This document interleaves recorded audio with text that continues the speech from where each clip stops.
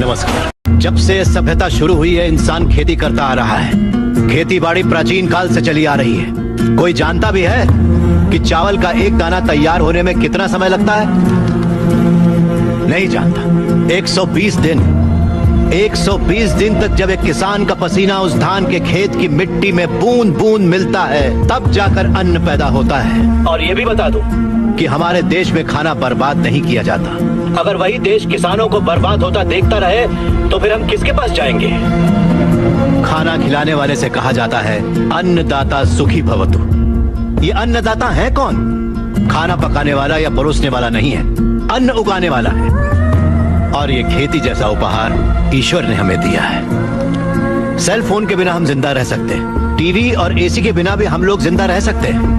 जो टीवी और एसी बनाते हैं वो करोड़ोंपति हैं, लेकिन अन्न उगाने वाला वो गरीब किसान इतनी कड़ी मेहनत और धूप में पसीना बहाने के बाद दिन ब दिन गरीब होता जा रहा है। फैक्ट्रीज लगाना गलत नहीं है, बिल्कुल सही है, लेकिन खेतों को बर्बाद करके फैक्ट्रीज लगाना गलत है।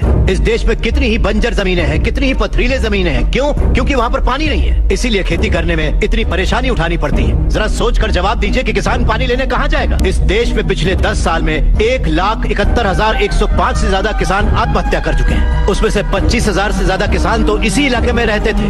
हर आधे घंटे में एक किसान आत्महत्या कर रहा है, ये जानते हैं क्या आप? लेकिन सच्चाई यही है, जहाँ मौत इतनी सस्ती है वो देश कभी आगे नहीं बढ़ेगा सर।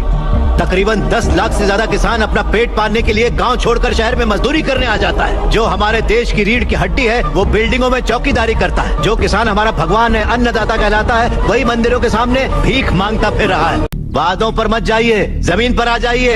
एक कॉर्पोरेट में काम करने वाला हजारों करोड़ का उधार लेकर विदेश भाग गया और वहाँ बैठकर विदेशी शराब पी रहा है। सिर्फ 5 या 10 हजार उधार लेने वाला किसान जहर पीकर अपनी जमीन पर जान दे रहा है।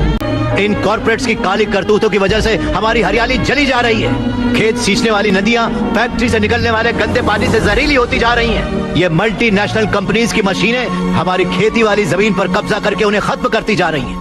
पर ये दिखाई नहीं देता। किन फैक्ट्रीज की बात कर रहे हैं आप? सारे हेल्दी फूड्स में मिलावट करके ये उसे बर्बाद करते जा रहे हैं। अंडे को शैम्पू में, गाजर को क्रीम में, सोया को साबुन में। 2 रुपए का अंडा 10 रुपए में, 10 रुपए का गाजर 100 रुपए में खरीद रहा है ये कॉर्पोरेट वर्ल्ड। इस रेट पर क्या कोई गरीब खरीद पाएगा? फिर भी ये पैसा किसान या गरीब तक कभी नहीं पहुंच पाता, क्योंकि बिचौलिए ले जाते हैं। ये बिचौलिया धीरे धीरे और अमीर होता जाता है। अन्न पैदा करने वाला किसान गरीब से गरीब होता जाता है। पौष्टिक खाना न मिल पाने की वजह से गरीब बच्चे, गरीब बूढ़े बीमारी से मर रहे हैं सर। नौकरी कैसी भी हो हमारी बेहतरी के लिए होनी चाहिए, लेकिन हम उन फैक्ट्रियों के गुलाम बनकर अपनी जिंदगियां खराब कर रहे हैं। याद रखिए, खेती भी एक उद्योग है और किसान उद्योगी है, उसे अगर हमारे गांव की समस्याओं को आप लोगों ने नजरअंदाज किया तो एक न एक दिन हर गांव हमारे गांव जैसा ही बन जाएगा। समझ जाइए आप लोग। अगर ये मीडिया कोशिश करे तो ये दुनिया हिला के रखते हैं। वो ताकत है आप में। लोगों के दर्द को आपको बताने के लिए आपको परेशान किया, उसके लिए माफी चाहिए। अगर आपको लगे कि ये सही है तो हमें न्याय दिलाने के लिए हम सबकी मदद कीजिए।